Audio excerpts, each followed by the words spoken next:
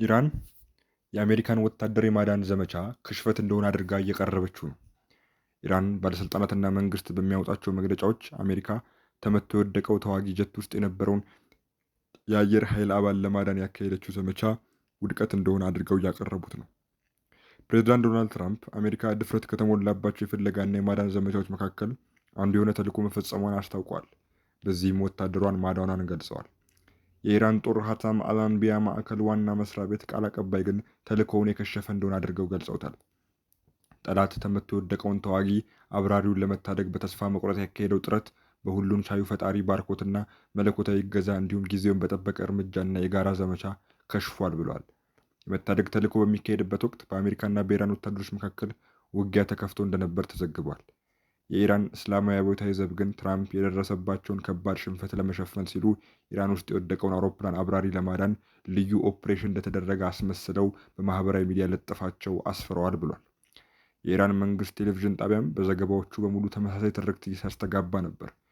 ሁኔታውንም በአውሮፓውያን 1980 በማዕከላዊ ኢራን ታባስ ውስጥ አሜሪካ ታጋችን ለማዳን ተካሂዶ ከከሸፈው ኦፕሬሽን ኢግል ክላው ጋር በማመሳሰል አቅርቦታል።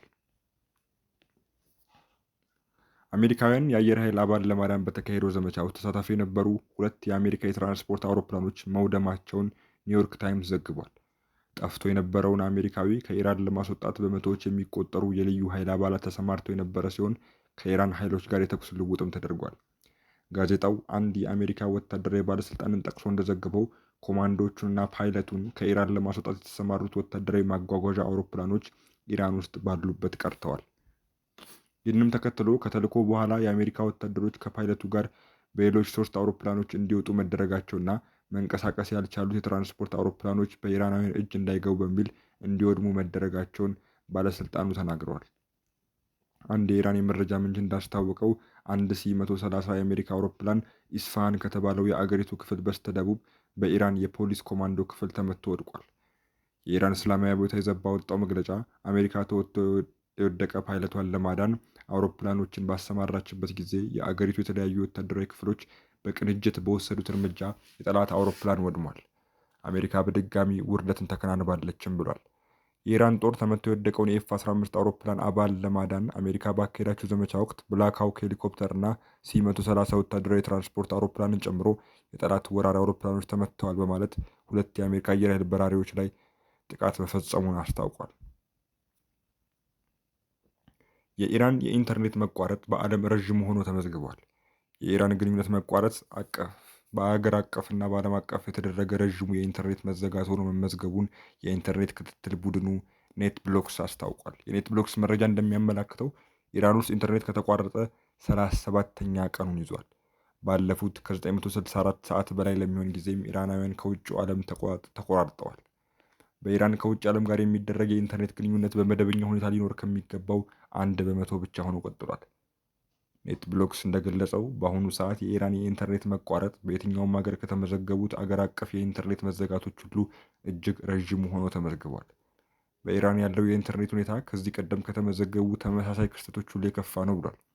ይሁን እንጂ የተወሰኑ ባለስልጣናት፣ የመንግስት ደጋፊ የሆኑ ተጠቃሚዎችና ጋዜጠኞች አሁንም ያልተገደበ የኢንተርኔት አቅርቦት እንዳላቸው ቢቢሲ ተረድቷል። ሌሎች ደግሞ ኢንተርኔት ለማግኘት በርካታ ገንዘብ እየከፈሉ ነው። የተወሰኑ ሰዎች እንደ ስታርሊንክ ያሉና ሌሎች ዘዴዎችን በመጠቀም የሳተላይት ኢንተርኔት ማግኘት ችሏል። በዚህ መንገድ ኢንተርኔት ማግኘት ግን መዘዙ የከፋ ነው። ኢራን ውስጥ የኤለን መስክን ስታርሊንክ መጠቀም ወይም ይዞ መገኘት እስከ 2 ዓመት ድረስ ያስራል። የሀገሪቱ ባለስልጣናት የሳተላይት ኢንተርኔት የሚጠቀሙ ሰዎች ለማደን ክትትል ያደርጋሉ። እንደ የኢራን መገናኛ ብዙሃን ዘገባ ጦርነቱ ከተጀመረ አንስቶ በመቶዎች የሚቆጠሩ የስታርሊንክ የኢንተርኔት መሳሪያዎች ተይዘዋል። ፕሬዚዳንት ዶናልድ ትራምፕ የኢራን ጦር በግዛቱ ውስጥ ተመቶ የወደቀውን የአሜሪካ ተዋጊ ጀት አባል ለማግኘት ከፍተኛ ቁጥር ያለው ኃይል አሰማርቶና ወታደሩን ለማግኘት እየተቃረበ እንደነበር ገለጹ። አሜሪካ ከአርብ ዕለት ጀምሮ ስትፈልገው የነበረውን የአየር ኃይል አባሏን ማግኘቷን ጠዋት አስታውቃለች። ትራምፕ በትሩዝ ሶሻል ገጻቸው ባሰፈሩት አዲስ መልእክት በከፍተኛ ሁኔታ የተጎዳውንና እጅግ ጀግና የሆነውን የኤፍ-15 አባል መኮንን ከኢራን ተራሮች ጥልቅ ውስጥ ታድገነዋል ብለዋል። ፕሬዝዳንቱ እጅግ የተከበረ ኮሎኔል ሲሉ የገለጹትን ወታደር የኢራን ጦር አጥብቆ በብዙ ቁጥር እየፈለገውና ለማግኘትም እየተቃረበ ነበር ሲሉ ጽፈዋል። አሜሪካ ወታደሯን ለማግኘት በርካታ አውሮፕላኖችና በመቶዎች የሚቆጠሩ ወታደሮቿን አሰማርታ ነበር። ዘመቻው የሚካሄደው በኢራን ግዛት ውስጥ በመሆኑም አደገኛ እንደሚሆን ባለሙያዎች ሲገልጹ ነበር። ትራምፕን በለጠፋቸው ይህ አይነቱ ስምሪት በሰውና መሳሪያ ላይ በሚያመጣው አደጋ ምክንያት ብዙውን ጊዜ የማይሞከር እንደሆነ ገልጿል። ሁለተኛው ስምሪት የተደረገው አብራሪውን በእኩለ ቀን ከታደግንበት ከመጀመሪያው ዘመቻ በኋላ ነው። የመጀመሪያው ስምሪት ያልተለመደና በኢራን ሰማይ ላይ 7 ሰዓታትን ያሳለፍንበት ነው ብለዋል። ዘመቻውን አስገራሚ የጀግንነትና ተሰጥኦ ትዕይንት ሲሉ የገለጹት ትራምፕ ሰኞ ጋዜጣዊ መግለጫ እንደሚሰጡ አስታውቀዋል። በተያያዘ ዜና ኦማን በሆርሙዝ ወሽመጥ በኩል መርከቦች እንዲያልፉ ከኢራን ጋር እየተነጋገረች መሆኗን ገለጸች። ኢራን ቁልፍ የዓለም አቀፍ የመርከብ ጉዞ መስመር የሆነውን የሆርሙዝ ወሽመጥ መዝጋቷ የኢነርጂ ዋጋ እንዲንር እንዲሁም በዓለም ኢኮኖሚ ላይ እየጨመረ ያለ ጫና እንዲያርፍ አድርጓል። ወሽመጡን ከኢራን ጋር የምትጎራበተው ኦማን የውጭ ጉዳይ ሚኒስቴር በኤክስ ገጹ ባጋራው ልጥፍ ከቴህራን ባለስልጣናት ጋር ንግግር እየተደረገ መሆኑን ገልጿል። እንደ መስሪያ ቤቱ ገለጻ የኢራን ምክትል የውጭ ጉዳይ ሚኒስትር እና ኦማን ተገናኝተው በወሽመጡ በኩል የተሳለጠ የመርከቦች ጉዞ ሊረጋገጥ የሚችልባቸው አማራጮችን በተመለከተ ተወያይተዋል።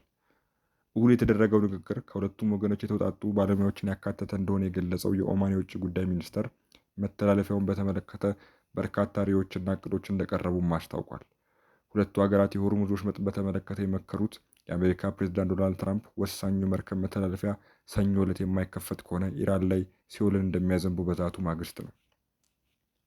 ፕሬዝዳንት ትራምፕ ኢራን ከማክሰኞ በፊት የሆርሙዝ ወሽመጥን የማትከፍት ከሆነ አገሪቱን ሲኦል እንደሚያደርጉ አስነዋሪ ቃላትን በመጠቀም አስጠንቅቀዋል። ፕሬዝዳንቱ በትሩዝ በማህበራዊ ሚዲያ ገጻቸው ላይ ባሰራጩት መልእክት የኢራን ባለስልጣናት ወሳኙን የባህር መተላለፊያ ካልከፈቱ የኢራንን ሲቪል መሰረተ ልማቶች ኢላማ እንደሚያደርጉ ዝተዋል። ይህ አጸያፊ ቃላትን የያዘው የፕሬዝዳንቱ መልእክት የተላለፈው ትራምፕ ለኢራን ያስቀመጡት የጊዜ ገደብ ሰኞ ዕለት ሊያበቃ በተቃረበበት ጊዜ ነው። ትራምፕ በማህበራዊ ሚዲያ ጽሑፋቸው ላይ ማክሰኞ የኃይል ማመንጫዎች የድልድዮች ቀን ይሆናል፣ በኢራን ውስጥ ሁሉም በአንድ ጊዜ ይጠናቀቃሉ፣ ያንን ጥቃት የሚመስል አይኖርም፣ ሆርሙዝን ክፈቱ ወይም በሲኦል ውስጥ ትኖራላችሁ፣ ታያላችሁ፣ ምስጋና ለአላህ ይሁን ብሏል ፕሬዝዳንት ዶናልድ ጄ ትራምፕ። ፕሬዝዳንት ትራምፕ በኢራን ላይ ጥቃት ከተጀመረበት የካቲት 21 ጀምሮ በተለያዩ ጊዜያት ማስጠንቀቂያና የጊዜ ገደብ ሲያስቀምጡ ቆይተዋል።